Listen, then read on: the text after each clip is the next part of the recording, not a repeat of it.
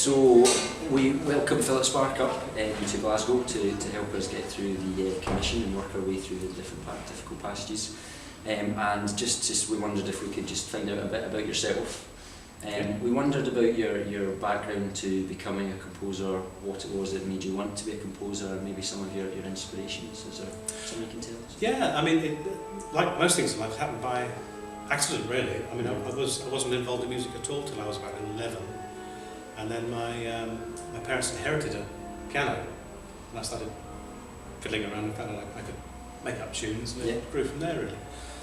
But in terms of wind band, it was really a lucky streak that I went to the Royal College of Music with composition as a first study, and it so happened my composition professor had started a wind band at the college, because until then, and I was now 20ish, I'd never heard of wind band.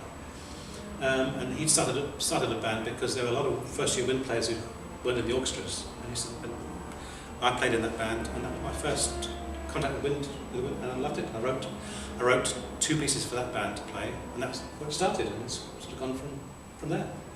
And so from what I've read, some of your first compositions were when you were at the college for wind band. That's correct, that's right. What were those first? The first piece was a piece called Gaudium. Yes, that's right. Which Boozy and Hawkes published. I don't think they sold any copies though, but it was published, and as I say, we went on from there, really. Is there any other inspirations behind any of your music, or was it just listening to the wind band from that early stage? Inspiration is a word I try and avoid, although a lot of people use it, because I think it makes a sort of mystery of the process a little bit. And more often than not, I'm just sitting down and trying to write. And normally, if there is an inspiration, it's the music itself. So I always start in bar 1 and just see where that takes me. Sometimes I write pieces about things, and you could say that Of Myths and Monsters is about things, but it's not really. Those concepts are really only a starting point to get over the fear of a blank page of music at the beginning. Well, I mean that generally takes us on to the piece that you've written for us, which is Of Myths and Monsters. An outrage for wind bands. Yes.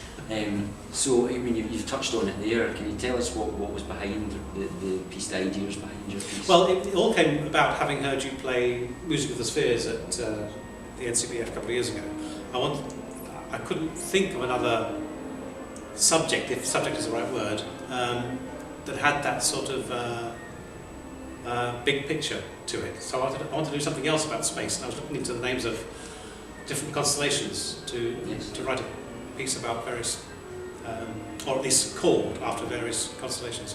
And that led me on to the names of the Greek characters who the constellations are named after, and I looked into some of the stories. And some of them seem to be quite dramatic and appropriate to basically this music on. Yeah. So some of these movements are more closely follow the stories than others do, but most of them use the character and the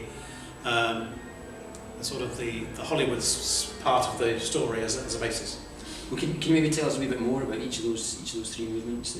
Yes, you're expected to remember the names now, aren't you? I am. I hope I do as well. The first one is about the death of the Hydra, which was a many-headed serpent, and Heracles. His second labour of Heracles was to kill the monster, and I've used that as the idea of this weird monster to write some fairly weird music. Something I don't normally style I don't normally go into, but I was an experiment to try and find something that could illustrate the weirdness of this mythical beast. The second movement is about, or entitled, The Boast of Cassiopeia, and Cassiopeia was not a deity, but she was a Greek woman who thought she was the most beautiful woman in the world, and eventually her sort of arrogance was the death of her. So I've used a sort of very sleazy 20th century jazz blues style to try and create an impression of a licentious woman in a way. Yes, And hoping that works well. Does it? Good. I'm glad it sounds licentious. And eventually she sacrificed her daughter Andromeda to try try and get rid of the punishment that Poseidon had given her.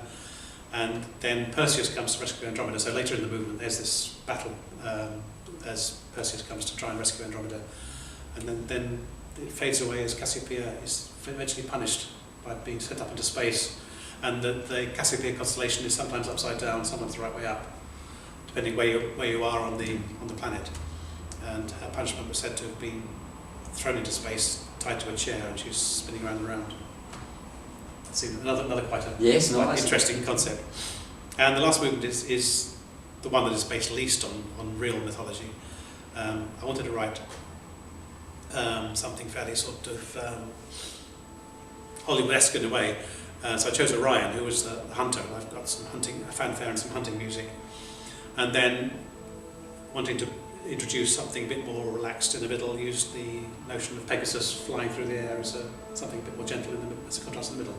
That's really more of a piece of music with a title rather than about the thing, which is why I called it an outrage, because it doesn't stick to the plot at all, really. Well, I think, it's from our point of view, three fantastic movements. The piece works very well. We're really looking forward to playing this in June, and hopefully it will get the same and follow the same success as Music of the Spheres. I hope so, yeah. Thank you very much. Thank you. Cheers.